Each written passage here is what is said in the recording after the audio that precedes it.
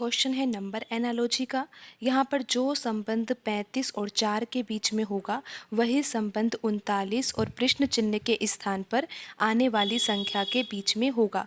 तो यहाँ पर हमें सबसे पहले ये जानना होगा कि 35 और 4 में क्या संबंध है। तो यहाँ पर लिखा हुआ है 35 और 35 का संबंध है 4 से। तो आइए ये जानते हैं कि किस तरह से 35 4 से संबंधित हो सकता है। 35 दो अंकों की संख्या है। अगर दोनों अंकों को देखा जाए तो एक अंक 3 है और दूसरा अंक 5 है। अगर आप 5 में से 3 घटा देते हो, बिल्कुल ये जो दो अंक है इसमें से आप क्या कर रहे हो, 5 में से 3 को घटा रहे हो, तो यहाँ पर आ रहा है 2।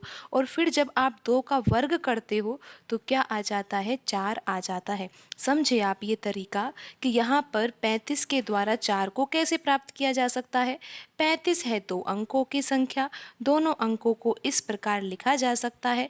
5 में से जब 3 घटाया जाता है तो 2 आता है और फिर 2 का वर्ग किया जाता है तो 4 आ जाता है और यहाँ पर 4 ही लिखा हुआ है। तो अब हम ये देखते हैं कि जो यहाँ पर ये 39 है, 39 के द्वारा हम कौन सी संख्या प्राप्त कर पाएंगे। तो 39 दो अंकों की संख्या है, दोनों अंकों को लिखा जाएगा इस प्रकार। जैसे हमने यहाँ पर 5 में से 3 घटाया था तो यहाँ पर हम क्या करेंगे, 9 में से 3 घटाएंगे। अगर 9 में से 3 घटाया जाता है तो 6 आता है। फिर हमने क्या किया था, यहाँ पर 2 आया था तो 2 का वर्ग किया था, तब यहाँ पर 4 आया था। अगर हम यहाँ पर 6 का वर्ग करते हैं, क्योंकि ये जो अंतर आया है 9 में से 3 घटाया तो 6 आया है, और 6 का हम वर्ग करते हैं तो 36 आता है। लेकिन यहाँ पर ऑप्शन में 36 है नहीं, तो इस तरीके से हम यहाँ पर प्रश्न हल नहीं करेंगे। लेकिन यहाँ पर आंसर 36 हो सकता था अगर ऑप्शन में होता तो, लेकिन ऑप्शन में नहीं है तो यहाँ पर हम इस तरीके से प्रश्न को हल नहीं करेंगे। अब दूसरा क्या तरीका हो सकता है कि जिससे आंसर आ जाए। तो आप यहाँ पर समझिए कि ये 35 लिखा हुआ है। अगर आप 35 के गुणनखंड करते हो तो आपको लिखना होगा 35 को 7 गुणा 5।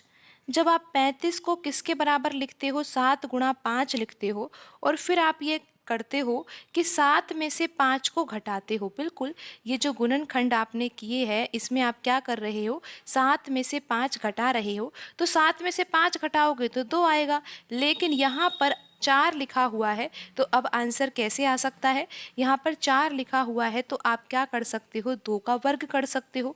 तो 2 का वर्ग करेंगे तो 4 आ जाएगा। अब यहाँ पर जो हमने 4 लाया है वो एक अलग तरीके से लाया है, और जो पहले हमने 4 लाया था वो अलग तरीके से लाया था। तो अब यहाँ पर हम 39 में ये पैटर्न लगाकर देखते हैं। 39 के अगर हम गुणनखंड करेंगे तो क्या आएगा, 13 गुणा 3 आएगा। 13 गुणा 3 करेंगे तो कितना आ जाएगा, 39 आ जाएगा। फिर यहाँ पर हम 13 में से 3 घटाएंगे, क्योंकि यहाँ पर हमने क्या किया था, 7 में से 5 घटाया था। तो यहाँ पर भी जो गुणनखंड आया है उसमें से हम घटाएंगे। जैसे 13 में से 3 घटाएंगे तो कितना आ जाएगा, 10 आ जाएगा।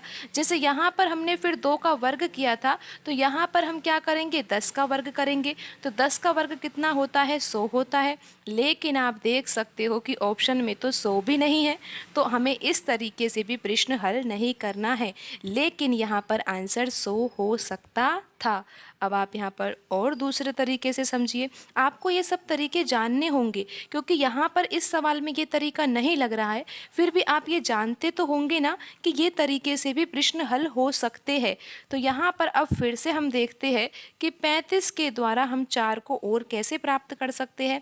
आप यहाँ पर समझिए कि 35 को हम लिख सकते हैं 7 गुणा 5, और फिर जब आप 7 में से 5 घटाते हो तो यहाँ पर 2 आ जाता है। इतना तो हमने पहले ही कर लिया था, लेकिन अब हम इस बार क्या करने जा रहे हैं कि जो यहाँ पर 2 आया है, 2 का हम वर्ग नहीं करेंगे, हम क्या करेंगे, 2 में 2 का गुणा कर देंगे। जब भी तो 4 आ जाएगा ना, एक ये तरीका भी तो हो सकता है 4 को लाने का। तो अब हम यहाँ पर 39 में ये पैटर्न लगाकर देखते हैं। 39 के गुणनखंड करेंगे तो हम लिखेंगे 13 गुणा 3। कोई गलती नहीं है इसमें। 13 गुणा 3 तो हमने पहले भी लिख दिया था। फिर क्या करना होता है कि जो ये गुणनखंड आए है इसमें अंतर निकालना है। 13 में से 3 घटाएंगे तो कितना आएगा, 10 आएगा। और फिर अब आप यहाँ पर देखो कि हम यहाँ पर 10 का वर्ग नहीं करेंगे। यहाँ पर ऊपर देखो हमने कैसा पैटर्न लगाया है। यहाँ पर ये अंतर 2 आया था तो हमने क्या किया था, जो अंतर आया था उसके साथ 2 का गुणा किया था। तो यहाँ पर जो अंतर 10 आया है उसके साथ हम 2 का गुणा करेंगे तो यहाँ पर आ जाएगा 20। और आप ये देख सकते हो कि ऑप्शन डी में लिखा हुआ है 20, तो यहाँ पर 20 सही आंसर होगा। आप एक बार फिर से समझिए कि यहाँ पर किस तरीके से आंसर आ रहा है। यहाँ पर 35 लिखा हुआ है, 35 के हम गुणनखंड करते हैं तो हमें लिखना होता है 7 गुणा 5। फिर क्या करते हैं हम, 7 में से 5 घटाते हैं तो आ जाता है 2। लेकिन हमें यहाँ पर 4 प्राप्त करना है तो हम 2 में 2 का गुणा कर देते हैं। ये जो अंतर आया है इसमें 2 का गुणा करने पर यहाँ पर 4 आ जाएगा। अब यही पैटर्न हम 39 में लगाकर देखते हैं तो 39 के गुणनखंड होंगे 3 गुणा 13। फिर हम क्या करेंगे, 13 में से 3 घटाएंगे तो कितना आ जाएगा, यहाँ पर 10 आ जाएगा। और 10 का गुणा हमें किससे करना है, 2 से, क्योंकि यहाँ पर भी हमने 2 से ही गुणा किया था। तो 10 गुणा 2 करने पर 20 आ जाएगा और ऑप्शन डी यहाँ पर सही होगा। तो इस तरह से आप इन प्रश्नों को आसानी से हल कर सकते हो।